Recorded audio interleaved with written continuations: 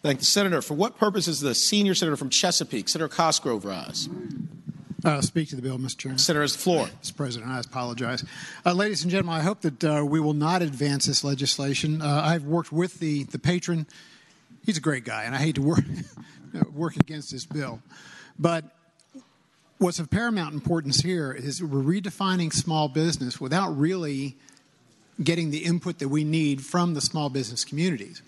Basically, there is a major change in this bill, and that is changing the definition of a small business from a business with less than 250 employees or $10 million in gross receipts averaged over 3 years. This bill changes it to 250 or less employees and $10 million in gross receipts averaged over the last 3 years. As I mentioned before, the profit margins in a lot of different businesses, construction, road building, etc., are very low. They're razor thin now. And I really think this has an opportunity to hurt a lot of people and not help them. I understand the gentleman's desire to try to pare down the small business definition, but I really think without the input of the stakeholders that we found, now there's been a small study that's been done, but I would really like to have more information from all the stakeholders and those who may be impacted by this that have no idea that it's coming. So, Mr. President, unfortunately, I have to oppose the bill. Thank you.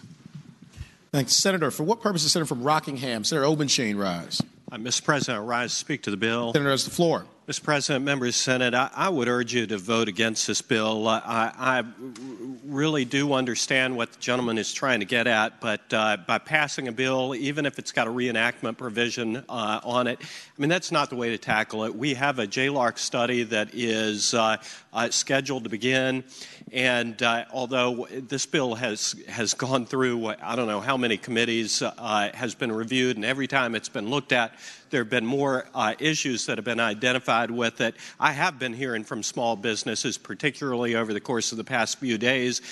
They are gravely concerned about this. And one additional thing I would point out is that what this bill, one of the things among others that this bill does is it defines gross receipts as net receipts.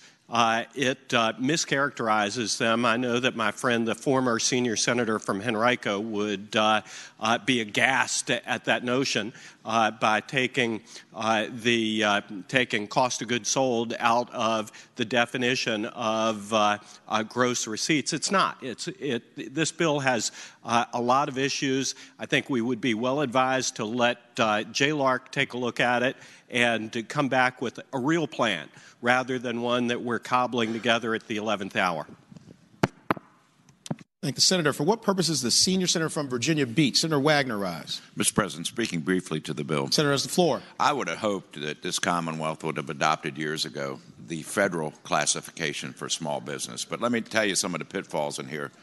I spent most of my career in the shipbuilding, ship repair industry. The definition at the federal level for a small business shipyard is less than 1,000 employees.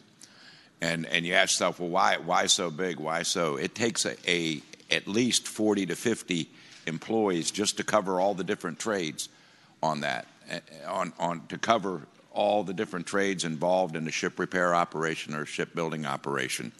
We're getting ready to move down this road, and we just don't know how many businesses and other trades outside of what I used to work in is going to be impacted by this.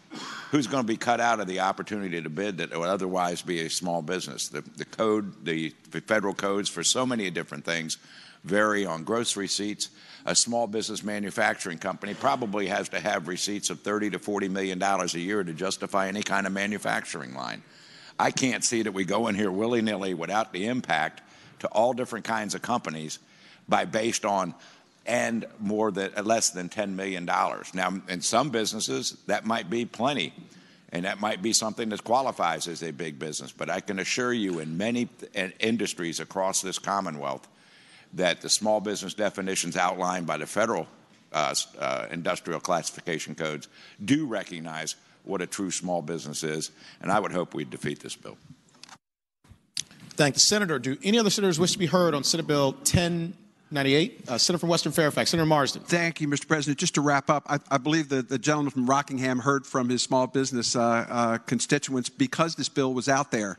What we need to do is to get people's attention.